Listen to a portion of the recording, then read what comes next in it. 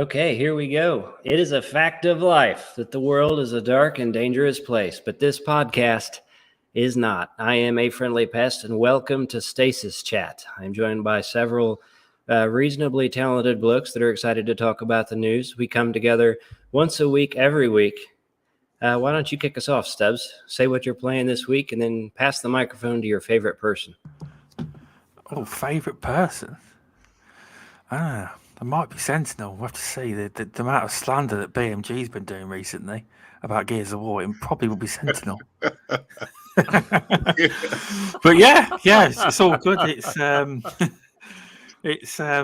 I've been playing Mass Effect because of Sentinel and people like Removable Sanity in the past on midweek game. Loads of people, in fact.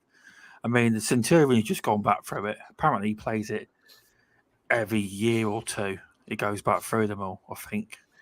A lot of people do, and I've been enjoying that. Though number one, I've not really played. I've not got very far, but it's an intriguing story to start with. It is. I've been playing. I wasn't intentional. I was trying to,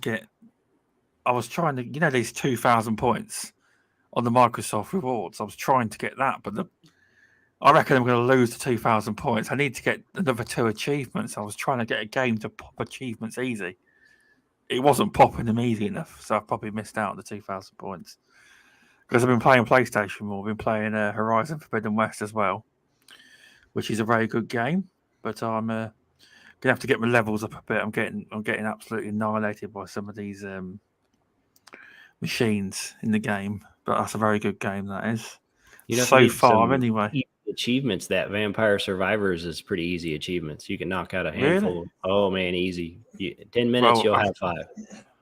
Oh well, definitely. I'll be going straight from this show to that game then, because I did click download on that, so I should be able to get the 2,000 points then. Cheers for that. It's a surprisingly good game too. It's addictive. It's simple, but it works.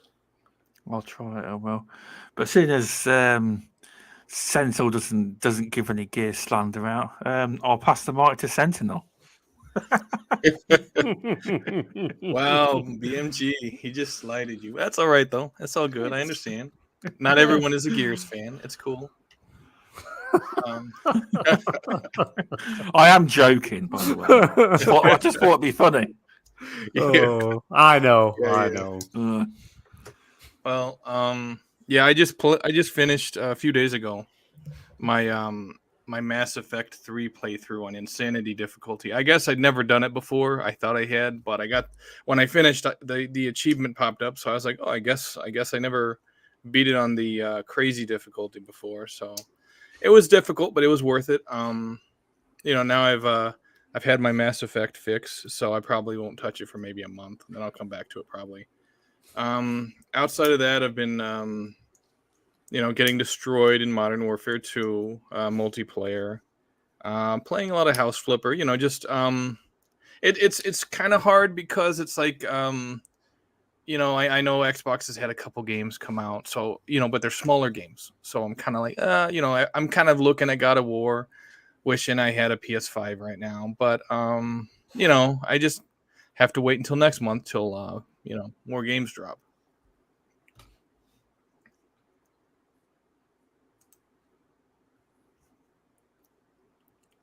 What's coming out next month that you're particularly excited about, Sentinel? I think Callisto Protocol is coming out next month. I've been wanting to check that out. Also, probably by next month, the Sonic Frontiers game will be on sale for like $15, so I'll be able to pick it up. that game, I've seen a few videos. It don't look bad. Yeah, it's just it looks like last week, and it's already on sale for like half price or something. I'm like, wow, that's bad. That's really bad. That's like Battlefield V kind of bad. I can see it happening, though, to be fair. I can. Probably means it'll make its way to Game Pass as well. Yes. Yep. Which I'm all right with. I kind of want to try it. I thought it looked decent when they first showed it off, even though people reacted pretty negatively. And I wouldn't say I'm excited about it, but if they add it to the service, I'll give it a try. I know one person who wouldn't. BMG, introduce yourself. And what have you been playing this week? Good evening. It's great to be back on a show with you guys. And as Pest just alluded to, yes, we're here weekly. We're going to be all here weekly. But what have I been playing? Well, I've been playing a very small, not very well-known game by a very small developer called God of War Ragnarok, which I am extremely enjoying. Oh, that game is just amazing, absolutely brilliant. No spoilers. I wouldn't spoil the game or the previous game, but I highly recommend playing it, whether it's on PS4 or on PS5, or you wait 12 months for it to come to PC. As soon as you can, get in there, play it. Brilliant game, absolutely brilliant. I kind of put Horizon Forbidden West on hold for a bit because I thought it was just, it was one of them games I started playing, enjoyed, and I've just kind of stopped enjoying playing it. And I don't know if that's because obviously I was looking more forward to God of War, but I've kind of just put that on hold for a bit. What else was I playing? Just got. I've only literally just started. I picked up that police simulator that came out the other day. That's a fun game. What genre does that fall under?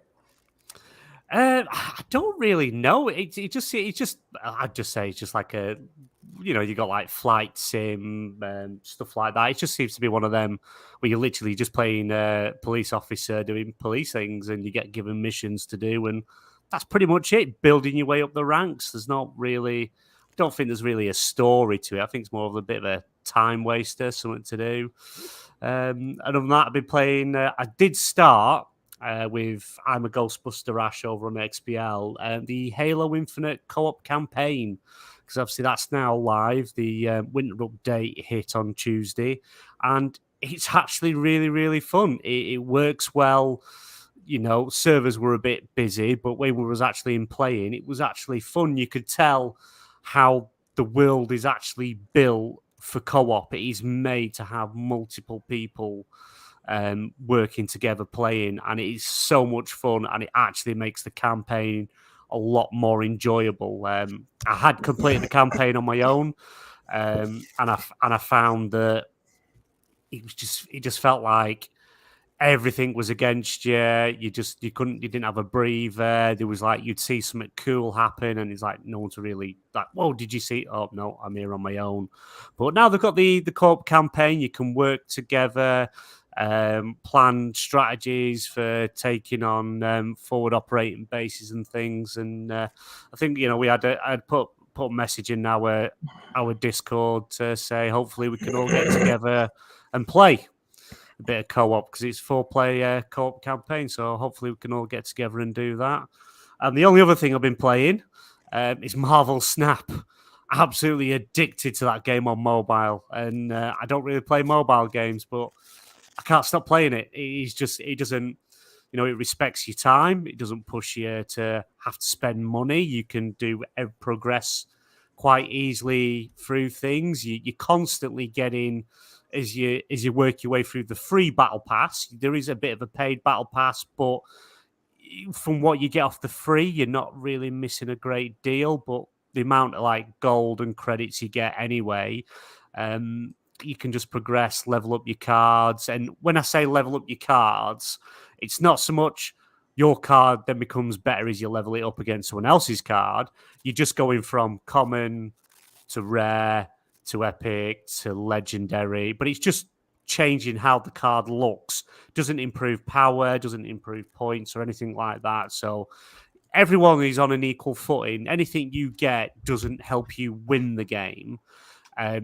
It's pretty much, it's just makes your things look better. So more like skins, if you will. But it's highly addictive. It's free to play, and I really, really recommend it. But yeah, that's about me. What about you, Pest? I kind of stepped out of character a little bit this week, and I've been playing some VR games. I tried Among Us VR today, which, other than the age of the other players I got to play with, which, to their credit, they were young and squeaky, but they did a pretty good job actually trying to play the game.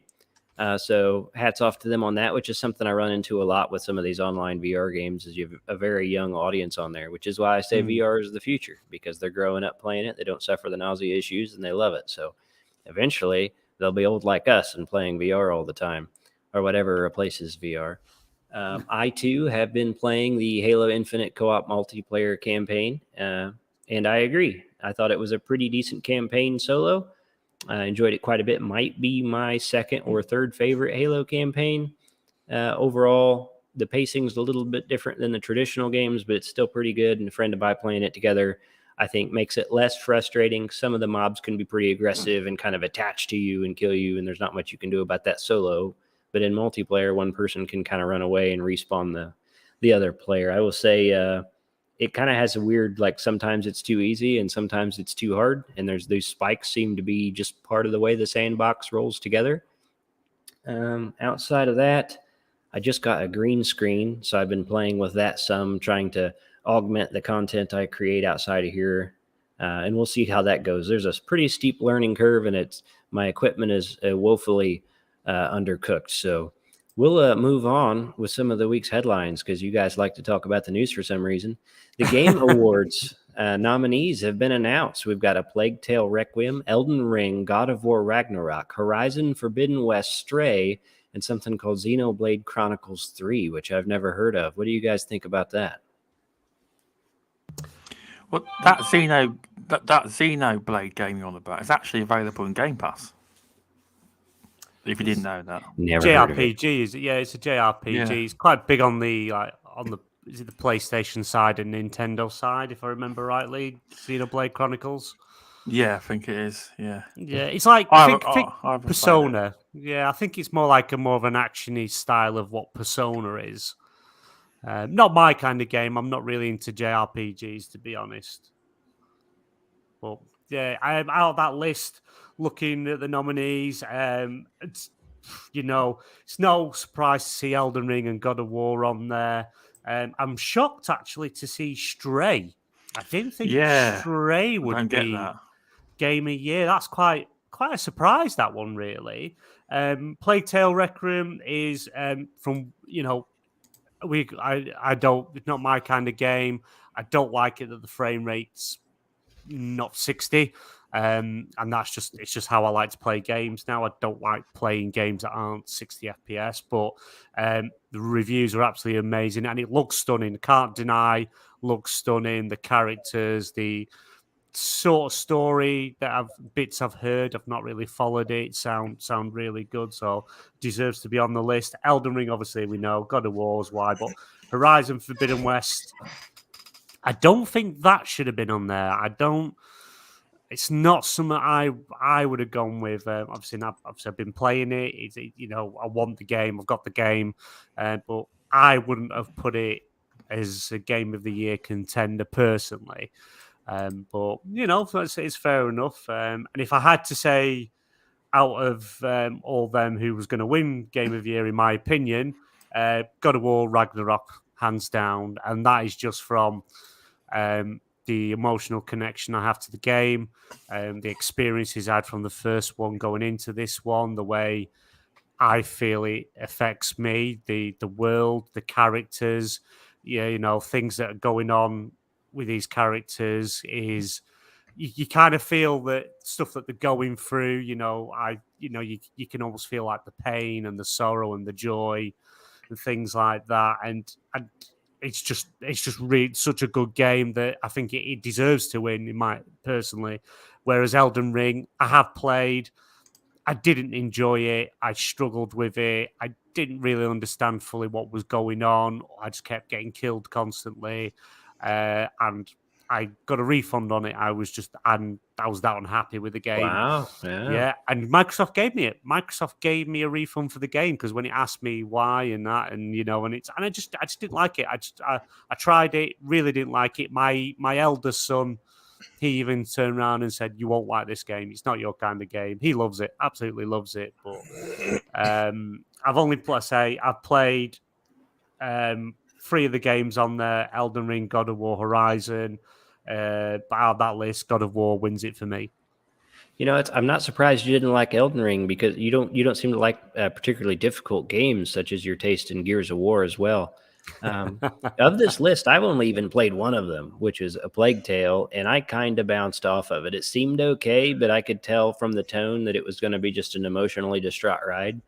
And I don't usually subject myself to that on purpose.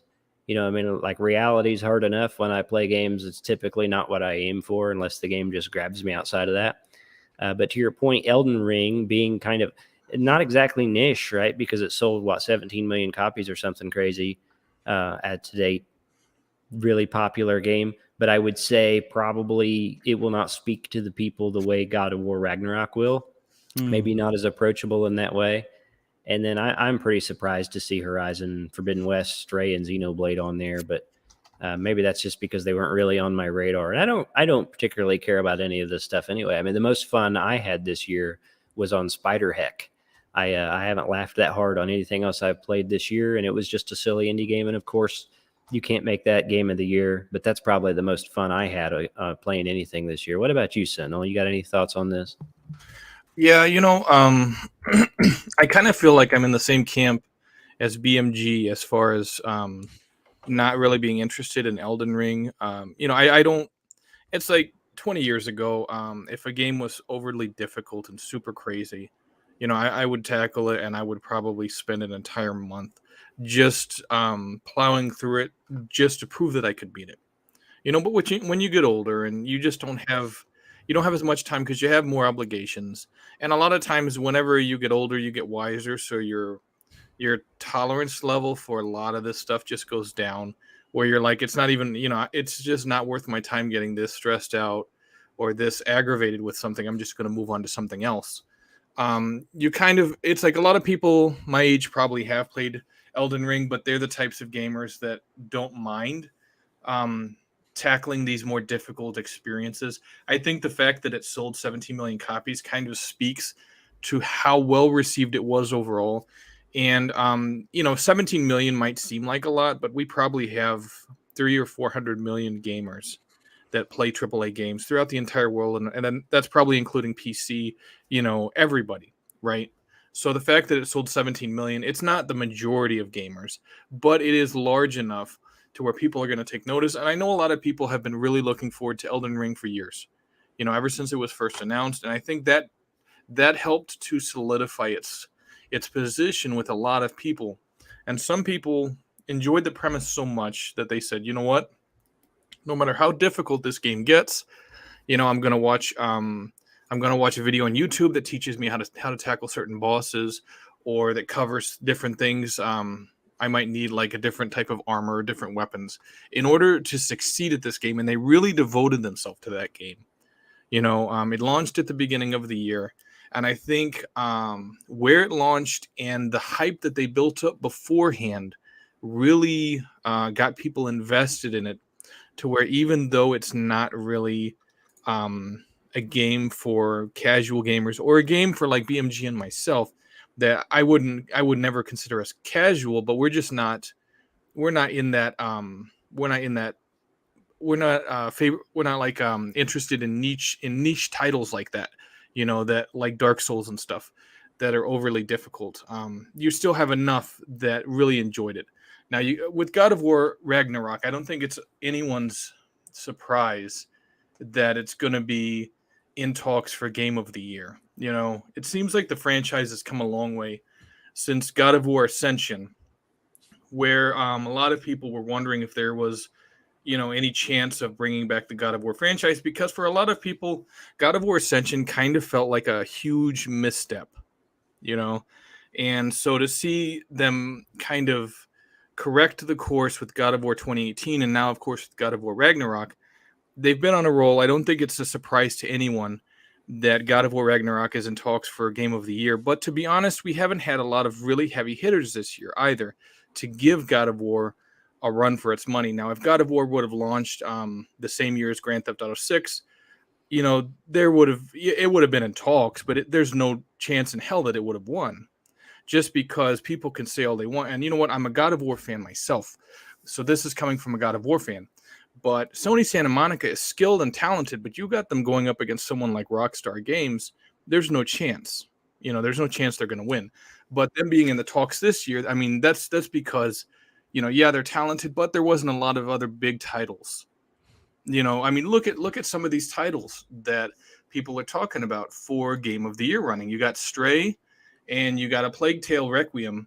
Stray is considered an indie game. A Plague Tale Requiem is a smaller title.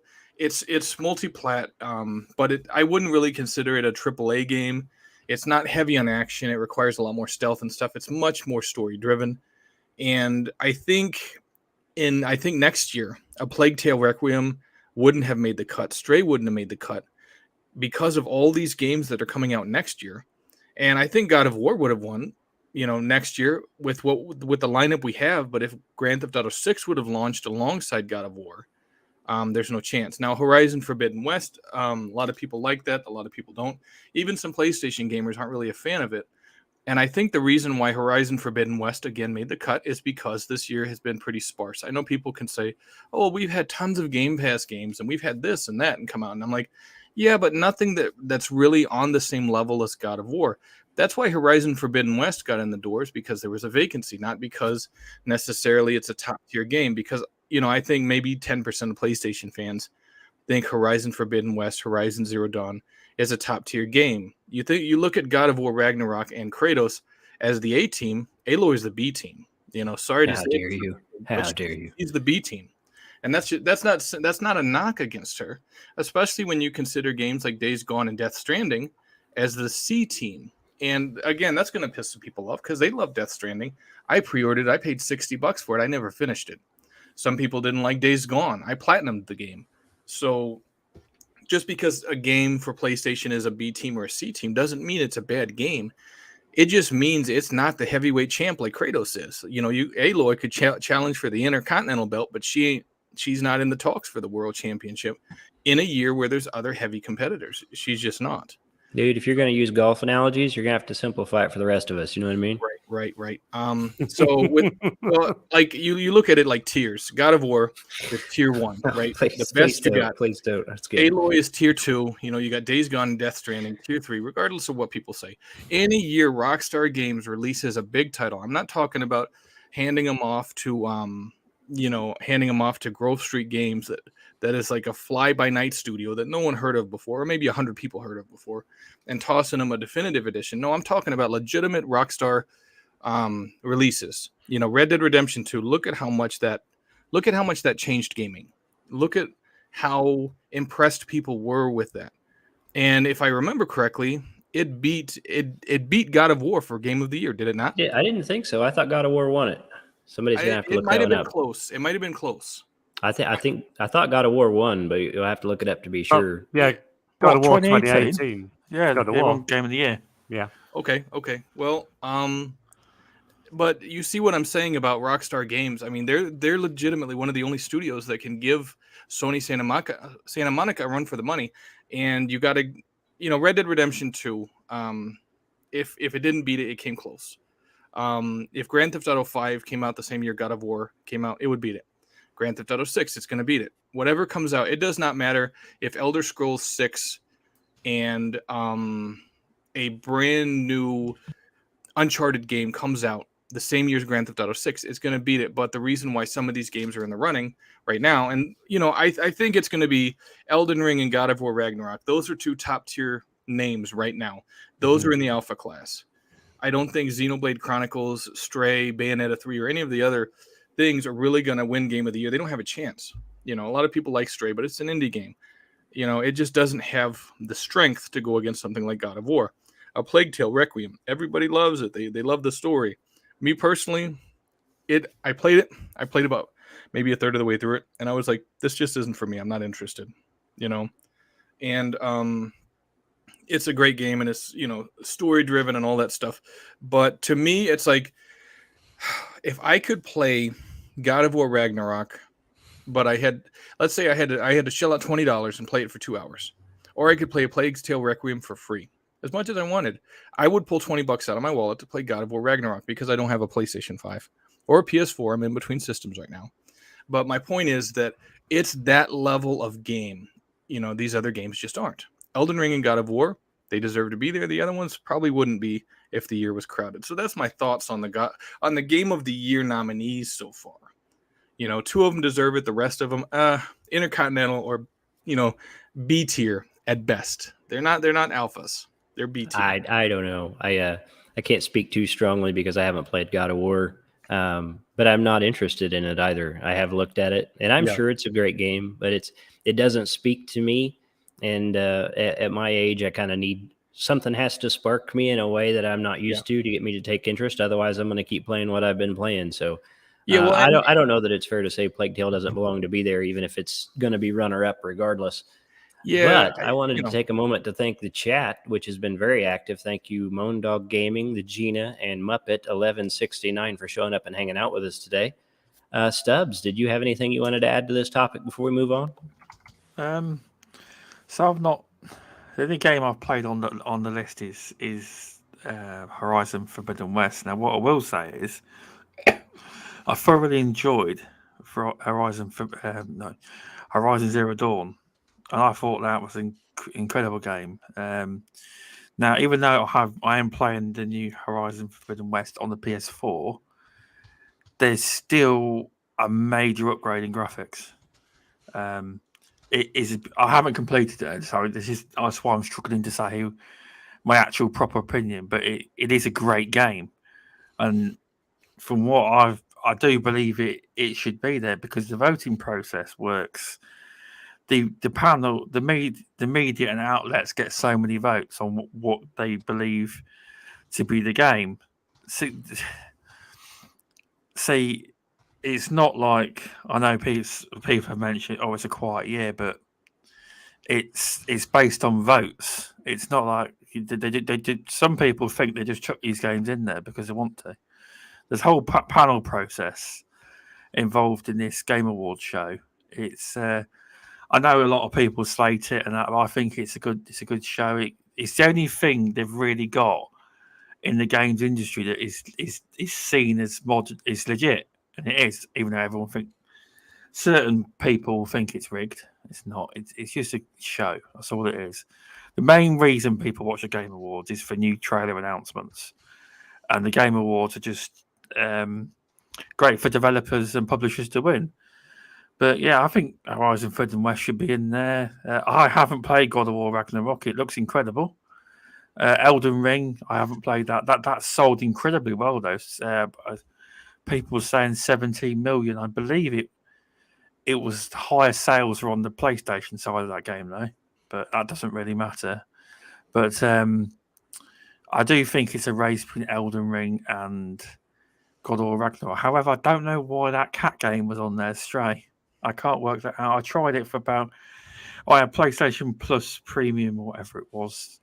They gave me a 3-month PlayStation did, and I got bored after about 10 or 15 minutes. Everybody loves cats, though, Stubz. Hey, what? I don't know. I like dogs. Internet does I like do not cats. I don't like cats.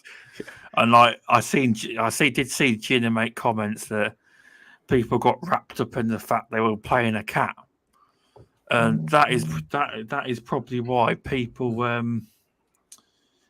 people loved it so much because, as you say, cats are the most popular pet to have. Yeah. And so many people just see it as a cat simulator. Yeah. I got quite bored with that, so I don't know why it's in there. Well, maybe Stray 2. Reason. Maybe Stray 2 will be about dogs this time around, huh? Well, I was waiting for the Stray dog DLC to come out. Yeah. You know? But yeah, it's obviously been voted in there. The panel probably like it. The big voting panels they have. I would have preferred if there was to be. This can't be defined as an indie game, and this game should be in the show. It's called As Dusk Falls, and many people online have been asking why it's in indie games category. Yeah, it is an indie game, but it can't be categorized as an indie game because Microsoft published it, and it's technically an exclusive. Right. So that's the reason it's not coming. It's on PC and Xbox, and it can't be in the indie game section because if Microsoft publish it, you're not deemed an indie. That's why it weren't put in there. It may have been voted for, but it just it was definition. It was in like several different categories. I remember seeing it because I went to the Game Awards website I signed in and I voted, and I remember it being like in a website, like basically people, accessibility to gaming and stuff. I think it was in one of those categories. I think it was in something like the best emotional game or something like that. Yeah, but no, best impact game. It's in there. I'll be voting for that, but I do think that it should have been As Dusk Falls in the game. It would never win Game of the Year. I was saying they should swap Stray for As Dusk Falls. My opinion, though, that is. I don't know if I made any sense there, but I'll give it a go. I've only played one of the games on the list. This is a more passionate topic than I expected. I'm so indifferent on this that I guess kind of looking outside my own perception. You guys are paying attention to this. You guys care about this. You got games you want on there. If you look online, though, be on there. If you look online, you'll see everyone just bring up Forza Horizon 5 from last year. Yeah, that's what you'll see. They bring it up. They bring it up. Well, I do think they should hold this in February. I think that makes more sense. You got all the games out, and people have had more time with the games. Like in the VR category, Among Us VR is in there. That just came out like a couple days ago. So I know we're making prediction, or we're talking about this year's Game Awards. I'm going to make a prediction, and it's going to blow you guys' minds. You ready for this? I'm ready. Forspoken is going to score lower than Starfield, but it's going to win Game of the Year next year. Oh, it's lucky I'm not host. Bring him out for a minute. You want me to kick him out? I can do that. I'm not saying I would vote for it. I would vote for something like Starfield or Forza Motorsport myself. But I'm telling you, even though Forspoken is going to score lower, it's going to win next year. No chance. No chance. We're saying I don't think it's going to do well. And then when it wins, Stubz going to be like, "What the hell are they doing?" I already know it. Well, it might be a good game. That is the thing. It's like I see Muppet commenting. It's right. I know we all give games a label, but it's either a good game or it's not a good game. The title and brand. Sorry. Well, you know why Forspoken is getting made, shouldn't right? really matter. You know why Forspoken is getting made, right? Because Sucker Punch is not doing anything more with Infamous. Oh, okay. Because you look at Forspoken. If Infamous was around and they were doing something with it, Forspoken is doing almost the exact same thing except in a different setting. Okay, I'll tell you why. Now, February sounds great. There's probably the reason it's done in December. In general, it would be a bigger month to do for views wise and trailers wise, and to make because. I know everyone moans about Jeff Keighley putting adverts in, but this is one thing about the games industry, people. It's a business. People forget this. They think it's a charity. And he has to make money. And that'll be some of the big promotional games come up in that you got to make money. So it's views and traction. You are correct, Friendly Pest. It would make more sense to go for February. So what you're saying is perspective, we need to see if Elon will buy the Game Awards. Oh, geez. Wow, he could do. I didn't realise that guy was the richest billionaire, and I didn't realise he was the richest man that's allowed to be on the list. So he's the richest billionaire, right? Because there's two lists, There's a list where the people ain't listed, and Elon isn't one. Elon isn't actual, like exciting news that popped up, and I don't care about most news. I'm pretty indifferent. But the next generation update for The Witcher 3 Wild Hunt is coming on December 14th, free for everyone who already owns the game. Give them some points for that. That's a good. What do you guys think about that? Oh, that's Jim Ryan over there, and he changed his picture. Jim BMG Ryan. I'm excited to see it. I've been looking for an excuse to replay Witcher 3 Wild Hunt. Because I played through it and all the DLC, and it's probably in my top 2 favorite games ever made. So I'm looking forward to the graphical update just as an excuse to do it all again. And it's been so long since I played it that I will have forgotten most of the dialogue and side quests, and I'll be able to enjoy it all over again, which is something I'm also experiencing with the Halo co-op campaign. I played through that when it released, and then that's been about a year-ish. I've forgotten a lot of the dialogue. I'm enjoying it again. So looking forward to Witcher 3 Wild Hunt. I don't know if any of you have played that or looking forward to trying this new update. I mean, it's like I played Witcher 3 for several hours. I played it for the better part of an afternoon. It just wasn't for me. Some games you like, some games you don't. But with that being said, I don't think it's a bad game. I completely understand why tons of people like it. I do. I get it. And the fact that CDPR is going to give that update to people this year, it's for two reasons. Obviously, it's to continue to regain some of the goodwill that they lost after the horrendous Cyberpunk 2077 launch, which is good. That's great on their part. And number two, I think it's to start to build some of that big time hype for Witcher 4 because that's coming. So they want to get people back invested in Witcher 3, get their attention again, and probably at the Game Awards they're going to announce or they're going to show a Witcher 4 trailer. I'd be willing to bet on it. That would be amazing. I would be so happy to see that. Because you remember when they showed Elden Ring at the Game Awards, everybody was going crazy, right? They're going to do the same thing with Witcher 4. They will probably have a badass trailer for the new Mass Effect game as well. I would bet money we don't see Witcher 4 for a while yet, but I would be really, really happy. They can give you a teaser, though. They can give you a teaser and get you interested in it. Perhaps, but I still think that game's probably 3 or 4 years away. And it could be. It could be. It just depends. Because you remember with CDPR, they had them working for years and years and years on Cyberpunk. And it took, 6 years, something like that. And they launched it, and it still wasn't ready because they needed more time. I'm not saying it's going to be like that with Witcher 4. Hopefully CDPR has, they've given them more people in their studio to work, and they've given them, more breathing room. I really hope so, because I think Witcher 4 needs to be in good shape. We don't want to see CDPR become like BioWare, because before BioWare was a very beloved studio, and they released Mass Effect, and everybody loved them, and then of course there was Mass Effect Andromeda, and then there was Anthem, and it kind of felt like two black eyes. And I think the developers from CDPR, they don't deserve that, because they seem very talented, very passionate, and I hope things go nothing but right for them. With them releasing the content in December, and then of course, giving the teaser for Witcher 4. I hope everything goes well for them, because they definitely deserve, some good luck. Anybody else have anything to add to that topic? Oh, definitely. I've been looking for a reason to go back to The Witcher 3 for a long time now, and obviously we knew beginning of the year that this was coming. We didn't know when it was coming. We just knew at some point it would arrive. I was a bit worried when they took it from the... I can't remember the name of the Russian studio that was working on The Witcher 3. Was it Saber Interactive? That was it. Mind. Saber, that was it. And the obviously with everything that's going on and stuff like that, they decided to bring it in-house. So I immediately thought, right, we're going to have there's going to be a delay. We're not going to see that this year.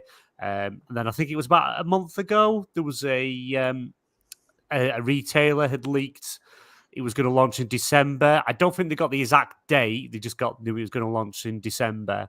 And like I say, 14th of December happens to be my wedding anniversary. So it's a nice anniversary present to myself. Congratulations. How many years together? This will be 9. Come 9 years in December. Well, I hope you're right, because she might watch the show. That's awesome. Yeah. No, it's definitely. Thank you. No, it's definitely 9. Because last year I thought it was 10, and she had to correct me, and I had to cancel all the stuff that I ordered. Muppet 1169. Thanks for showing up. Have a good evening. Take care of your kids, buddy. Thank you. Take care. See you later, mate. Muppet. But yeah, I've been looking for a reason to get back into it, and I just wanted to hold on. Cheers, Mountain Dog Gaming. Thank you. Hold on to watch it, to play it, and I didn't want to re-jump back in now, knowing that update was coming, and then replay again.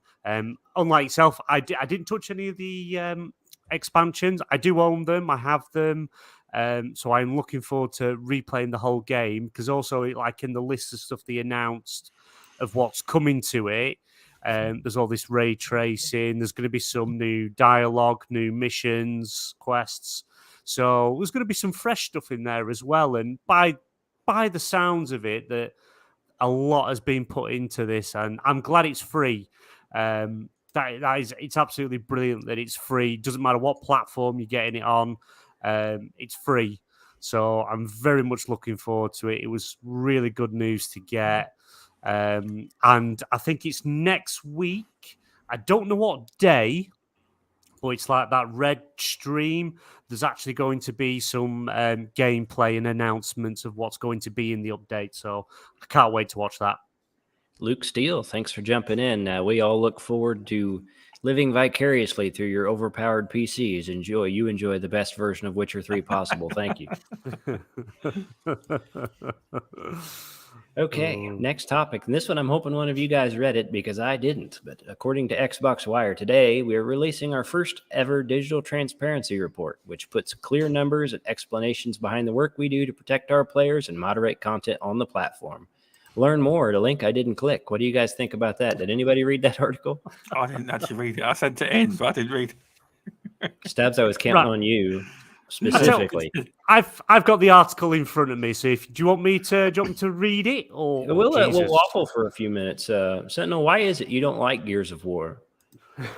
I mean, Gears of War is fine as long as you turn off the volume of the game and just play Spotify instead. Oh my. Okay, well, that ought to be a thorough enough read. What do you think, BMG? Give us a fully accurate summary. Well, let me just read this top bit, because this pretty much tells us what we're going to be doing. At Xbox, we put the player at the center of everything we do, and this includes our practices and trust and safety. With more than 3 billion players around the world, vibrant online communities are growing and evolving every day, and it's our role to foster spaces that are safe, positive, inclusive, and inviting to all players, from the first-time gamer to the seasoned competitor. So pretty much they are literally just doing a number of things to improve community standards, making everything easier for all players to understand, codes of conduct, what's acceptable, what's not, and introducing tools that are going to make it easier to stop the people that bullying, harassing, that's the type of thing, and pretty much just making it a safe place for everyone. There is, if I had it, I would have probably brought it up. Yeah, pretty much. It's literally just they're being more transparent and more clear about how they're going to protect players, make things safer for everyone. Gina, thanks for stopping by. Appreciate you hanging out with us today. Have a good evening. Yeah. See you tomorrow, Gina. We are on Gaming Room 101 tomorrow if you want to check that out. Pretty much what we do is we each have 2 topics and we argue why we think they should be chucked in the bin. And he has nice little graphics that he plays. It's highly recommend it. I think that's 9 p.m. GMT. I think we are tomorrow, but keep an eye on the socials for that. This moderation topic to me almost feels like Xbox is just taking a jab at the concern that Twitter was going to have less moderation under its new ownership, which I don't think has actually been the case thus far. But this Xbox Wire article almost feels like a shot at that, kind of strike while that iron is hot and reinforce that, hey, we're doing what you think Twitter's not doing anymore. It's kind of the vibe I get from it. I don't know. Any thoughts, Stubz? Well, Microsoft have been doing this for a long time. I mean, if you actually read it, you'd find the tools that Microsoft got are scary. You'd find that all your party chats in Xbox Live are probably already transcripted. Anything you say, I'm sure they are. Yeah, I'm sure they are. They're spying on there. But I honestly, I think they're going a step too far. I mean, what's going to happen if we're all in the party chat having a laugh and if no one's being bullied and someone says something, we're going to get it suspended? Do you see what I mean? If no one's offended, it's a step too far. No, I don't disagree. I don't disagree because there's nothing like hanging out with the boys and kind of talking crap to each other and having a good time. I've got a friend where we're particularly mean to each other for a good time, and that's our relationship, and we love it. And it would be a shame if it was misunderstood. Correct. I understand what you mean. Yeah, that's what I'm saying. A lot's at stake nowadays. if you get suspended or banned and you've got hundreds of games in your account and they lock you out from it, it's a lot. Do you see what I mean? It's a lot. It's a fine line. Yeah, fortunately, I game on a meta platform, so I don't have to worry about that. Any thoughts, Sentinel? Yeah, I mean, I understand they want everyone to be kinder and all that shit to each other, but you got a lot of guys like myself. Kinder and all that shit. Yeah, because you got a lot of guys like myself, and anyone who's listening to this, I apologize. I am going to use some colorful language, but anybody, like whenever I was in Call of Duty multiplayer, I think on PlayStation, I got some warnings, because a guy's camping, and I'm one of those guys like, you need to go kill your fucking self and shit like that, so. Dang, dude, bro, chill, bro. Xbox doesn't like that, so I keep my mic off, even if I'm playing with the headset. I keep my mic off just because, sometimes you get worked up on multiplayer, and you're gonna say stuff that's off the cuff. Now, I think if you're going after someone, harassing them, like you're saying homophobic shit to people, or you're like you're harassing a female and saying, oh, females don't need to be playing this game, shit like that. I completely understand that shit. Needed. Just trash talking, I think they need to let some of that stuff go, and it kind of feels like they're not. My son got a warning in Overwatch because he called some guy, a jerk asshole. Moondog Gaming, thanks for hanging out with us today. Appreciate the kind words. You have a good evening. Take care, buddy. Take care, Moondog. See you later. Yeah. Buddy. So, but it's just it's it's walking a fine line, and it's like trash talk ain't fine. Trash talk is fine, but trash talking someone where it borderlines bullying, of course, isn't fine. It's not okay. But who's to say when you cross that line, and especially we're gonna ban you or suspend you or this or that. It's like when you're talking about someone who buys digital games and them being banned or suspended can affect their ability to play those games. I think that's fine with Xbox, but I also think if they're going to do that where people can't play those games, they need to be ready to give them a full refund. That's just me. I agree with that. They've got a problem. There's one thought. Although esports has come a long way, when esports players do what you call battles or GBIT, I can't remember what you call them, right? A big part of scrims. Yeah, scrims, right. A big part of esports, and it always has been, is trash talking. They're the worst foul mouth players you can ever meet. Even the Gears of War esports, Halo esports, Call of Duty esports, they get amped up, and swearing is involved. Now, love to see them ban a couple of esports players and see what happens. You watch them reverse it. I tell you what, though, it would be nice if there were. But they don't mean it. They're all good after. You know what I mean? Sure. If you could have a population adequate enough to have separate playlists where you've got a be nice area and then the area where people can kind of let their hair down, as you and I like to do, both Stubs. But I understand both sides of the argument. You have to cultivate a safe environment that people are going to want to let their kids enjoy. And then advertisers also look at that and decide whether they want to invest in that platform. So a lot of it comes to that as well. We mentioned earlier with the advertising importance of the Game Awards, you have to make your platform appealing. And this is one way they're trying to do that. They're trying to force a safe, comfortable space where I would prefer options that you could hang out with people that did want to have kind of a wild night and yell at each other for a good time and blow off some steam. And then also somewhere you could go where that wasn't expected behavior. Yeah, Friendly Pest, it's interesting you bring that up. Why couldn't Xbox introduce the option to decide whether you want to be in a censored room or an uncensored room? You know what I'm saying? Or like different chats where, you can be kind and gentle and all that shit to each other, or you can just, cuss and swear, and it's pretty much like a bar fight. It really wouldn't be any point to do it on Xbox because they ain't got no games. Wow. Yeah, except for Gears 1 through 25. I know, right? Jesus, yeah. Speaking of Gears, Netflix Gears of War was released 16 years ago today, which isn't today anymore. This article lied. And to mark the occasion, Netflix has partnered with the Coalition to adapt Gears of War video game saga into a live-action featured film. Stubz, take it away. Terrible idea. Yeah, I think you're going to need a little more than that, I think. What else? No, I'm really excited about it. 16 years is about time anybody did something. They should have really done this years ago when Gears of War was at its height of popularity. It's not popular no more. Halo's more popular, but if it gets some more, it may get some more eyes on the game. If it becomes popular on Netflix, it may do. You don't know. I mean, the Witcher shows are quite popular, whether you like it or not. It's controversial whether you like how they're doing things. But I think Dave Bautista definitely wants the role. He's made a new video on Twitter emphasising the fact that he wants to be Marcus Phoenix in the film. Now they're talking about a featured film followed by an animated series.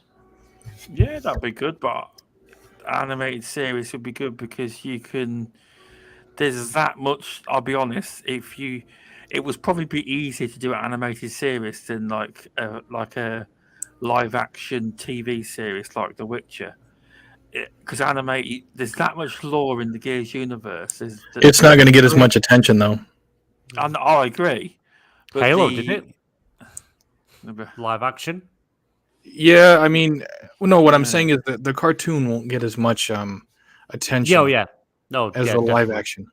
I don't know. Well, you walk a fine line with Gears of War because of how graphic it naturally is. You know. Yes. You walk a fine line. Down.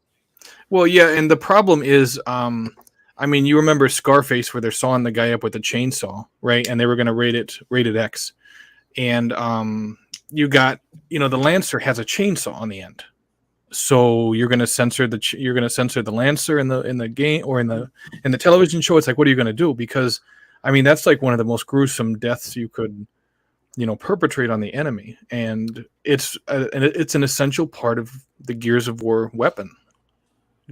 But you look at the Cyberpunk anime and look what that's done for the game, and that was anime, and it flocked people back to Cyberpunk 2077. Don't get me wrong, the live action film is going to do better, but I do think the anime or cartoon or whatever they're going to do, the animated side of it as well, I think it's going to bring people back into playing Gears of War. Yeah, and it's like I'm a moderate Gears of War fan, I guess. I'm not someone who discounts it completely and says it has no value, but I'm not someone who has like a Marcus Phoenix poster on my wall, Stubz. I don't know. I don't. But it's like I enjoy it enough I'm excited to hear about, a live action movie, and the cartoon. I'm probably gonna watch it. Just because I appreciate them making that much effort to respect the Gears of War franchise. The universe is that diverse. It's like one of the wars. You've probably heard of the Pendulum Wars. Well, that lasted 79 years in Gears of War. Yeah. I'm not saying you can have a cartoon that's going to last that long, but there's that much story. It's unreal. I mean, I've got a friend on YouTube who's called King Abs. If you look up him, he's basically changed his content over the last few years, and he's a lore content creator. But if you were to go through all of his Gears videos on lore, you'd be shocked at how much is in there. He's not even finished. Yeah, they're going to throw all that stuff away, Stubz. They're going to pull a Halo, all the character backstory. They're going to throw that stuff away, and then they're going to do whatever they want to do, just like they did with Halo. I think the Halo base pays a lot of attention to the lore. Like I think that's something that runs through us Halo guys. We read the books, we watch the videos on that. What percentage of the Gears base does that? And are those guys still around? Will they take a look at this game? They do. The lore's quite a thing in Gears of War, as far as I know. I think the voices of the characters you play as in Gears of War are a very big thing. And I don't think any of the people that lend their voices to the different characters, I don't think they're going to be in the Gears of War show as the frontrunners like Bautista.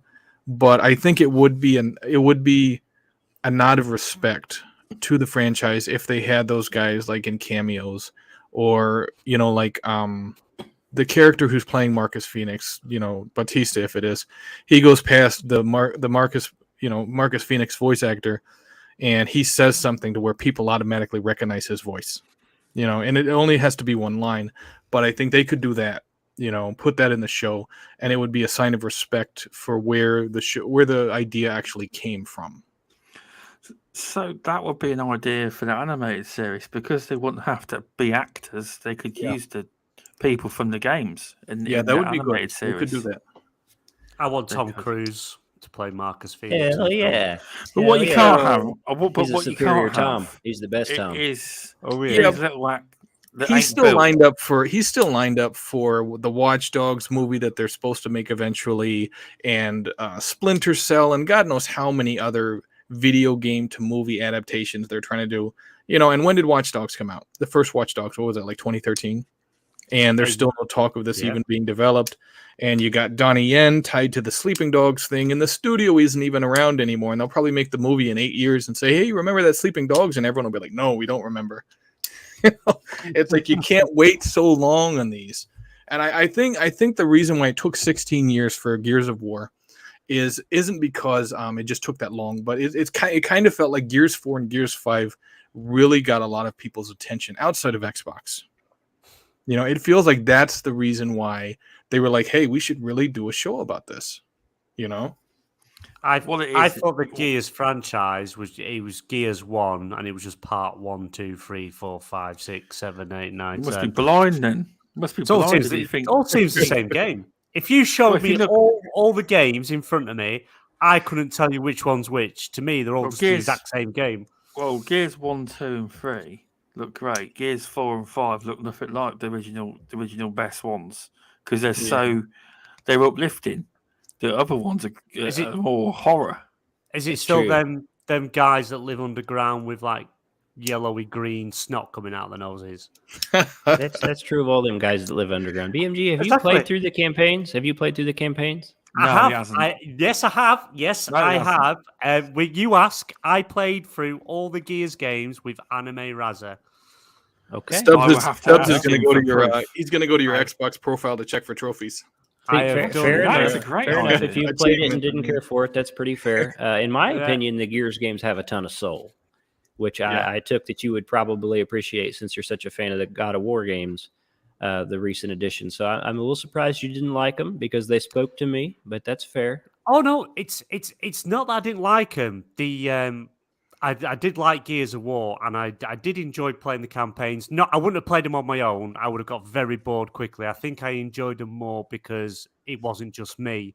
Like Halo, I enjoyed Halo more because it wasn't just me. I was playing it with friends, and you do enjoy it more. But the only thing I found was it just seemed to be the same game over and over and over. Oh, the war's over. Oh no, we're doing the war again. Oh well, now we've got the exact same guys with a slight variation. Oh, the war's over. Yeah, oh, that's a fair criticism. I kind of felt the same way. And it's just the same. And the biggest twist out of them all, the Queen's your grandmother. It's like, what? Spoilers, bro. He doesn't understand what happened. That's the problem. But it's like, what the hell went on? I have a theory. I believe, honestly, that the Gears of War games played to kind of attrition, right? You are kind of tired by the time you beat the campaign. They're longer than they need to be, probably by 30%. And you're kind of worn down by the end of them. And I think they were shooting for that with the game design. But it does not leave you wanting more, right? No. Whereas you can have a lot of other games that have kind of shorter, sweeter campaigns, and their sequels will be kind of the same thing all over again, but you're not really burned out from the attrition of the previous entries. Yeah. I was trying to figure out what weird crossbreeding was going on between locusts and humans to go where that story went. But it might be me. I might just missed half of it. So Queen Mera, the head of the locust. Now I'll ask a question for you. Let's see how well you know. Is she locust or is she human? Well, spoilers, bro. Spoilers. A bit of both. Must be a bit of both. She's totally human. Well, I don't know. To be fair, no, I can't guarantee I was sober all the way through playing with them. Just trying to numb the. To be fair, I'm looking at his gamer score, and he has completed them. To be fair, yeah, even the Ultimate Edition. Checking the receipts. However, he hasn't really done much on Judgment, and I wouldn't blame him. Hey, I thought Judgment was okay. Moving on. Call of Duty Warzone 2.0 is nearly here, right? What do you guys think about that? Are you excited, or are you more interested in the fact that Battlefield 2042 is coming to Game Pass? More about 2042. I can't play. I'm no good at battle royale games. Not because I'm not saying I'm bad at them or anything like that. I'm bad at them, to be honest. I'm an old man now. But you've got all these young whippersnappers that have the reflexes of a fox. Can move quick, fly about, and I have to have a quick glance at my control to see what button I'm pushing, and by then I'm dead.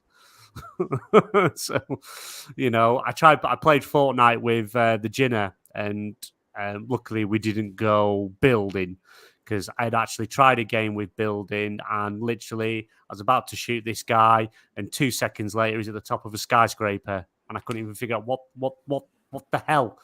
So battle royales aren't really my thing. I won't play it, especially when it's like 115 gigabytes to download and put on your lovely hard drives and SSDs. So it's definitely a miss for me, I'm afraid. But Battlefield 2042, I'm looking forward to. I fell off it after Battlefield 4 because I didn't like going back to the World Wars. It just wasn't stages that interested me. Love Battlefield 4 with all the modern stuff, and 2042. It's had a lot of issues. There's a lot of stuff missing out of it. But if it's coming to Game Pass, it's like, well, why not try it? And I'll probably have quite a good time with it, I think. Now, see, I just recently bought it, and that's why it's coming to Game Pass, so you're welcome. Thank you. But I really enjoyed it. And I think the worst thing we could have possibly done was that beta, because that beta was so damn rough with textures unwrapping and the bugs and the lag. It was crazy. It gave everyone this horrible taste of the game. And then they launched it. Nobody bought it, of course. I think it plays really well now. I've enjoyed it a lot. There's also a bot mode, so us old people can get together and feel like we're doing something instead of fighting the young foxes, as you said. I'm still interested in Warzone 2 because I like the pacing of Battle Royale games. I like the land, look for loot, get my gear together, decide where I'm going, and then the firefight. I like those changes in pace to give me some contrast to the experience instead of just shooting and running the whole time. I expect they'll play somewhat similar because Battlefield does that too. The maps are so big, you spend time traveling. The only difference would be, I'd say, is that in a Battle Royale game, a person can find armor, and that affects the kill times, which I consider generally a negative. What do you think, Stubz? Either of these interest you? So, Battlefield 2042 coming to EA Play. I know everyone says it's coming to Game Pass, but it's only coming to Game Pass because it's going to EA Play Vault. It is. Couldn't care less, to be honest. Couldn't care less about Warzone. Sorry about that. Okay, Sentinel, what do you think? When the first Warzone first came out, I played it a moderate amount. You always run into those jackasses. They got the 50 cal way up on the mountain, and they're sniping everybody. And to be fair, I mean, there are like kill streaks and stuff you can find. Like, I don't know how many airstrikes I've called in on them and taken them out, but it's still, it's like that type of stuff. It's fine if you're playing as a team because your team can revive you, but if you're by yourself, it kind of sucks. I'm more a fan of plunder just because I like the concept of everybody landing in there, and yeah, you got to kill other guys, but you're basically trying to grab as much cash as you can. Kind of feels like a deathmatch game show kind of thing. So I was a fan of plunder. I don't know if they're bringing it back or not. So it's like if they do bring it back, I might play Warzone 2.0, but if they don't bring it back, I'm probably not going to touch it. And again, I do like Call of Duty, but it's just there's a lot of toxic people in Call of Duty right now. So especially tryhards, I try to avoid them. Anyone else have anything to add to this topic? No, it's just hard because I don't know what Call of Duty Modern Warfare 2 multiplayer and campaign actually sits at the moment anyway. But then if you're adding a further 115 gigabytes on top of that, it's just like it's the space it's taking up. It's it makes it harder and harder for people to want to play. If you play multiple games and you've got multiple games installed, you're going to have to delete a load of stuff because you're not going to fit it on. And I thought the whole idea with these modern consoles, that have got these SSDs all built in, they would be able to make these game files smaller to make it easier to get them on and fit other games on. But I think that's another off-putting thing is just the size of the game. I'll just jump in there, BMG. Yeah, go on. There is technology for that. It's just Activision seems to not want to use the tech. The tech is available because Xbox use it for some of their games. They compress it. But it seems the Call of Duty games, they want to just... It's their goal to overtake the entire hard drive, so all you can do is play Call of Duty. On that thought, Mini Gamble 08, thank you for watching. Good luck at work tonight. You have a good evening. So, did you just suggest that Activision's doing this on purpose to drive other games off your platform? Yeah. Okay, if you have a PS4, you have a standard PS4, 500 gigabyte. I mean, it wouldn't take a lot with all your Call of Duties on your console. Could be a you might be onto something, Stubz. The technology is available to compress these games. Is there any asset overlap between the latest Modern Warfare 2 and Warzone 2? We know they're separate install files. UK Dazarus, thank you for dropping by. What? So if you have one of them installed, do you have to have 150 gigabytes or whatever for the next one, or is there overlap? Do they share assets? No, you'll have to delete Warzone, the first one, and reinstall Warzone 2. Not Warzone 1. I mean Modern Warfare 2. There's a chance that they share some assets, right? And then you wouldn't have two huge separate installs. Not if Activision can help it. Well, I think you can access Warzone 2 from Modern Warfare 2's launcher, right? Inside I do the see game. what you're saying, because I heard people complain about this. Not about this Modern Warfare 2, about the previous game. They bought the disc, and in the end, they took the disc back because they wanted to play the game, but the game was forcing you to download Warzone. It wouldn't work without Warzone. We'll have to do some research. You have to have the whole package. You know what they need to do? This is what, in my opinion, if Activision is going to have these huge install files, the least they could do is give you like a 30% discount on those solid state drives that you need to buy, because it's ridiculous. It's like that's like a fourth of the hard drive that the system comes with.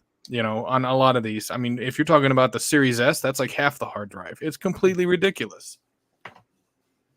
It's true.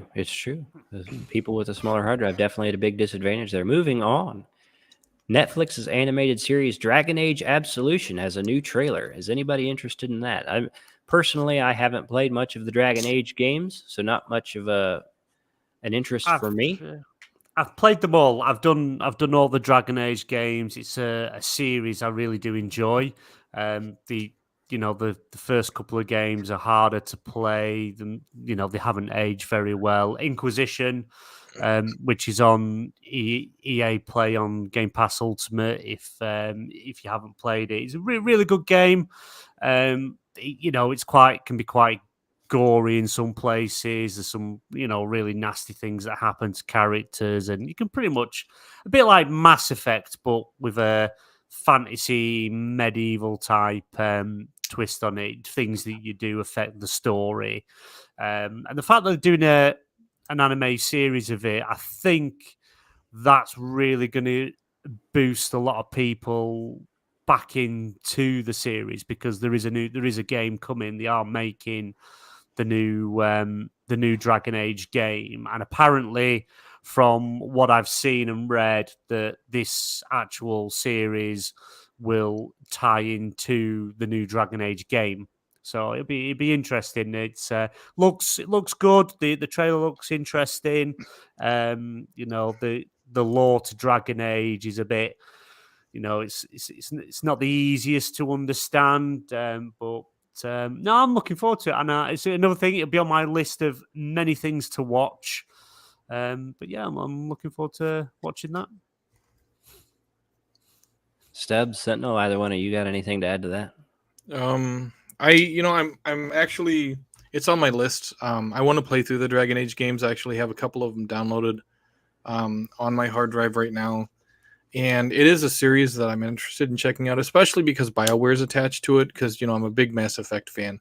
So if it is, a lot like Mass Effect, then I definitely want to check it out. Hearing that there's a show about the universe, about the lore, it's great. I'd love to see, even if I'm not interested in an intellectual property, but it's a gaming intellectual property, and they get a television show or they get a series or an animated series or whatever it is, I'm excited about that, because that's a very good thing to help gaming become much more mainstream. And plus, of course, the fact that I'm actually wanting to play through these games, I'm definitely interested in it. Checking it out, because it may expand upon some of the stuff that you see in the games, but that they maybe don't explain as much. So it's interesting. I'm looking forward to it. Yeah, it's a bit of a, because the thing is, like, the way it sort of is, you've got obviously this big fantasy world where there's magic and things like that, and the what would be normal people / humans, they banned magic, so all mages have to be captured and locked away.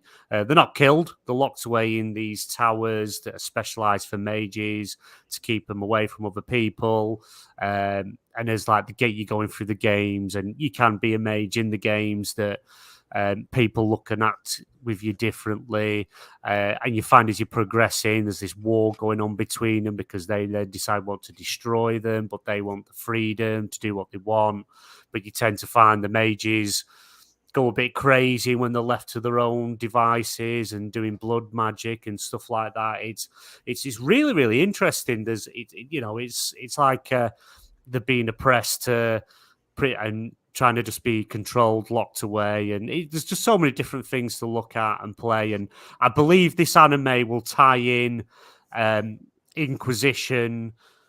You'll have a lot of lore in the background, Inquisition, what happens in between, and what would lead into the new game. So I would highly recommend the series. It's a really good series, a really good game. And you have your core team of BioWare that's done these games. Whereas now, what's going to be the new game and what's going to be the new Mass Effect isn't OG BioWare. It's new BioWare. It's the same BioWare that's made Mass Effect Andromeda. It's the same BioWare that's made Anthem. So I'm hoping whether it be Mass Effect or Dragon Age, they can get back to that core route and go off what was already been made and not mess it up like the other games. Stubz, you're going to have to explain this to me. What is it with you and Edith Finch? Well, the game What Remains of Edith Finch. Yeah, It's UK incredible. Dazarus has a comment. I see this brought up often. I got to know. It's because every time I'm in chat on the Indie Games podcast, when they talk about games, I always bring up in chat What Remains of Edith Finch. You haven't tried it. I don't know if it's still in Game Pass, but it's an incredible experience. It's one of the best indie games I've ever played. It's the only I played all the way through it. It's definitely unique. It's definitely a unique experience. But it's not the only game I've completed, though, Daz. I've completed the Gunk this year, Yakuza Kiwami 1 this year. Horizon Would you argue Zero that Dawn. you've beaten as many games this year as Masuko? No, but I started off with a list like he did, and I just, yeah. I think he's about to break 50 this year. Isn't that crazy? Yeah, it didn't go so well. It did. Did you finish Like a Dragon? I never played Like a Dragon. Oh, so I thought you did. Yeah, I thought you had done that one. In Game Pass. There's an interesting argument to these shows that they will push games to be more mainstream. And I think the average gamer is something like 36 years old now, right? We are the mainstream. I kind of wonder, at what point do we no longer use that argument? You know what I mean? When we just expand media. I'm not much of a watcher, but I would probably be more interested in this Netflix show for Dragon Age than actually playing any of the older games. Now, in my opinion, they didn't play all that well. I would be interested in a new one to see kind of what changes they had made to the gameplay. There for a long time, I was My microphone quit working. I was a gameplay first guy and story second, and I think that page has kind of flipped a little bit recently, but I don't know. Any other topics in our Discord chat that you guys want to cover today? Oh, let's have a quick scan.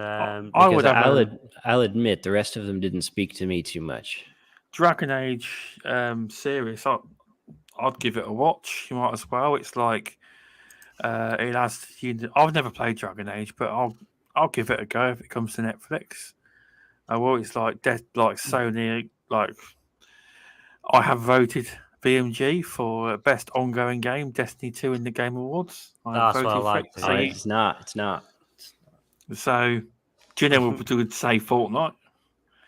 But yes, you're going to see you probably see a Destiny movie soon, or Destiny animated series. You will see films or movies from Destiny IP. No. That'd be terrible. The worst part of Destiny is the writing. Come on.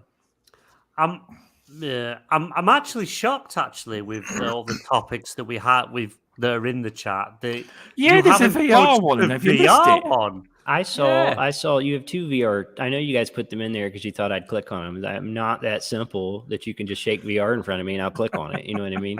Well, you could talk about but control. It's true. It is actually true. You could talk about control. Someone actually dies by playing it. No, it's stupid. No, Somebody put explosives into a VR headset, so if you die in the game, it kills you, and that's silly.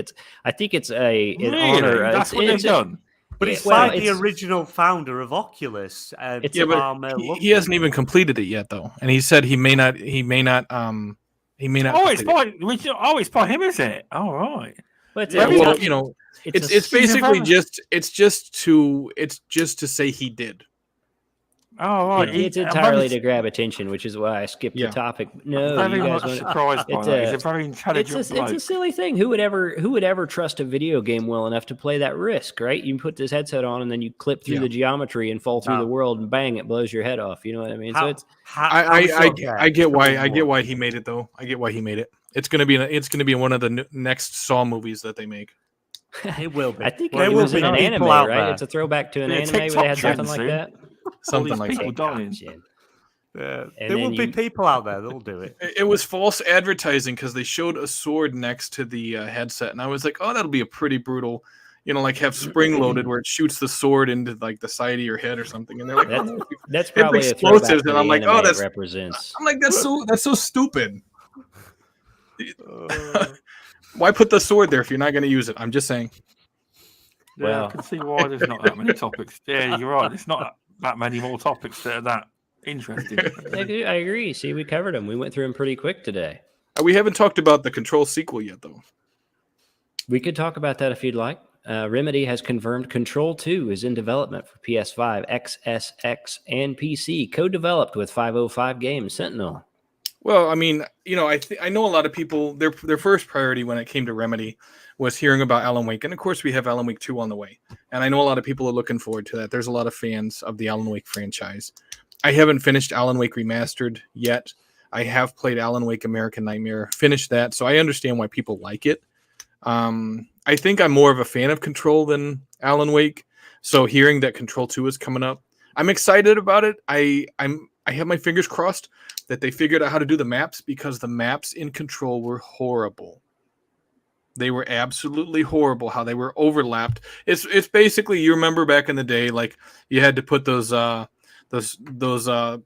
sheets on the overhead projector in school, and how they overlaid on top of each other and stuff, and you could see through them. And if you put the transparency things a certain way, it would have like an outline of whatever the teacher wanted you to see. That's kind of what it felt like they were doing with the first Control. And it was a horrible, that's like the only gripe I have about Control, the first game, is the map, because the map was atrocious. So hopefully they fix that with Control 2. Because I think if they did, they're going to have a lot more success. Because and it's like I tried to get my teenage son into it, and he's 16, he'll be 17 this year. And his biggest gripe was the map. It's overly confusing. So it's like Remedy didn't really know how to do a true 3D map where you're looking at all these different levels to figure out where you're supposed to go, because it's just too confusing. So hopefully with Control 2, they figure that out. But aside from that, I think Control 2 is going to surprise a lot of people. It could potentially, because the first Control was interesting. It wasn't the prettiest game, but it was interesting. I think Control 2, with all of Remedy's talent, it could technically be in the running for Game of the Year and whatever year it comes out. I think they're that talented.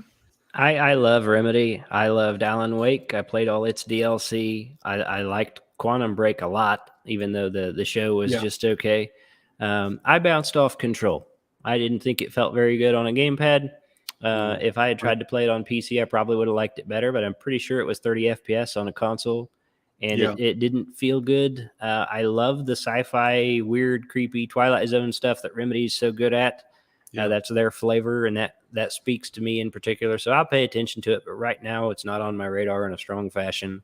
I don't know. And you're right about the graphics, because even compared to other games that came out on the base level Xbox One, it felt like it wasn't the best graphically. Well, I actually thought it looked fine. It just didn't feel good. It wasn't very smooth. Well, and it'll be interesting. You mentioned the 30 frames per second. I think some studios are kind of resting on their laurels with the 30 frames per second. It's like, don't do that shit. It's like, do 60 frames per second. It's like, we don't care if it's 1080p at 60, but I don't think any game right now in 2022 on these current generation systems, even with the Series S, should be 30 frames per second. I don't think it should be 45 frames per second. I think 60 is the minimum, and I hope Remedy hits that, because I think 60 frames per second, 1080p, even on the Series S, Control 2 will be phenomenal still. The release. Go ahead, BMG. No, go ahead. I was just going to say, Remedy released a next-gen version of Control, which runs at 4K 60, but it isn't a free update. You actually have to buy the game again. If you have a certain edition already, I can't remember the name of it, you got it cheaper, but you actually have to buy the game again to get the current gen version of the game, which does run at 4K 60 with obviously a lot of improvements. So I was kind of holding off with a lot of games, because obviously we've been having the Series X, because thinking, we'll have all these updates, all these, boosted things and optimized patches come in. And with Control being in Game Pass at the time, I thought I'll jump into that. And then they announced the release of the optimization coming, but at a fee, and buying the game again. And they justified it saying, we put all this time into it, so you do have to pay us literally full price again for it. So I was like, nope, no thank you. And I moved on. That's kind of, that's always kind of a slippery slope to to walk, as far as the game developer justifying that type of thing. Oh, buy the game again, because we put all this work and stuff into it. Because it kind of, like you said, you're kind of like, no, I'm good. It's like you don't want gamers, especially before you have the next game in the franchise coming out. You don't want gamers remembering that they had to pay for full price for an upgrade, when a lot of these studios are just saying, hey, we just patched it, here you go. I think patching it would have been a lot easier. Even if it only would have been $10, that would have been a hell of a lot better than having to buy the game again. But I have it on good authority from some Twitter couch devs that you really just push a few buttons. It's not that big a deal, and charging full price for it was outrageous. Oh, I think if it was that easy, we would have had that Scarface remaster that everybody wants, or at least I want. I wish it was that easy. Oh. Yeah, having a look. If you owned the Ultimate Edition of Control, you got the upgrade for free. If you didn't, you had to rebuy the game at full price, which was just before the price increase, so it would have been $59.99 to actually get the current gen version. So yeah, you was buying it at a higher price, or you got it free if you got the Ultimate Edition, which at the time would have been $70, $80 thereabouts, somewhere around there, I would assume. So yeah, it's one of them. I even with PlayStation, I'm a fan of both Xbox and PlayStation. I don't like the fact that PlayStation charge you an extra $10 to have an upgrade that everyone else does for free, and I've never agreed with that. And I don't like that. If I'm getting a game that's fundamentally different, if I'm getting a game that's been remade and completely optimized, plays differently, but same story, then yeah, I don't mind paying a price for a game. And take Last of Us remake part 1. Again, they've re-released it, and they're charging $70. Do I think that's a bit expensive? Yes. Would I have paid 40 to 50? Yeah, I probably would have paid that because there's a lot. Oh, Jesus! Don't even get me started on The Last of Us. But that's a push, and it's only because I haven't actually completed The Last of Us Part 1. That's the only reason. It's like $10. It's like $10 on Amazon. Yeah. Or if you've got the PlayStation Plus extra tier or a PlayStation 5, it's already included in there, the remaster from the previous time. So it's but again, I would be on the fence with that one. But you take Dead Space. Dead Space is a remake, and that's going to be a $70 game.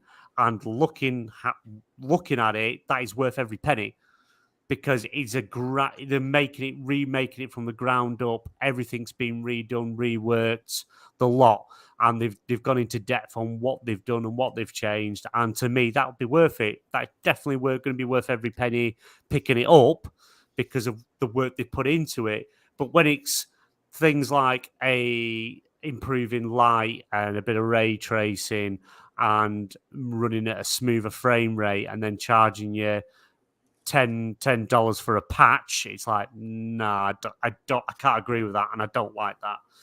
Xbox, again, the whole user friendly thing, everything's optimized. You buy a game on Xbox One, you'll have the optimized version on the Series X and the best possible version on the PC, all for buying the game once. And games that developers haven't enhanced themselves, if Xbox have permission, which they said they have to get permission off the developers before they touch any games, a lot of games have auto HDR or frame rate boost, and which again is an amazing thing on them consoles that they can do that, and developers just let them do it. Yeah, okay, yeah, do that. We're not going to touch it, but if you want to make it look better and run better for us, you go ahead. So it's yeah. I get why some people, they bought The Last of Us for $50, $60, $70, however much it was.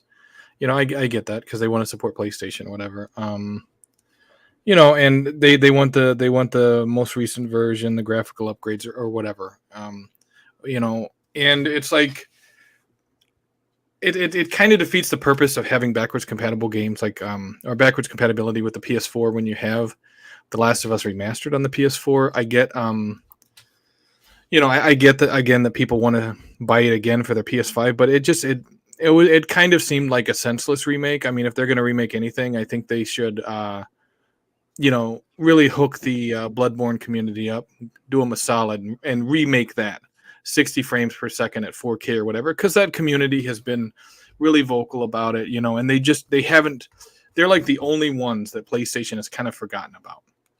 Oh, they have not forgotten. I guarantee they got something on the way.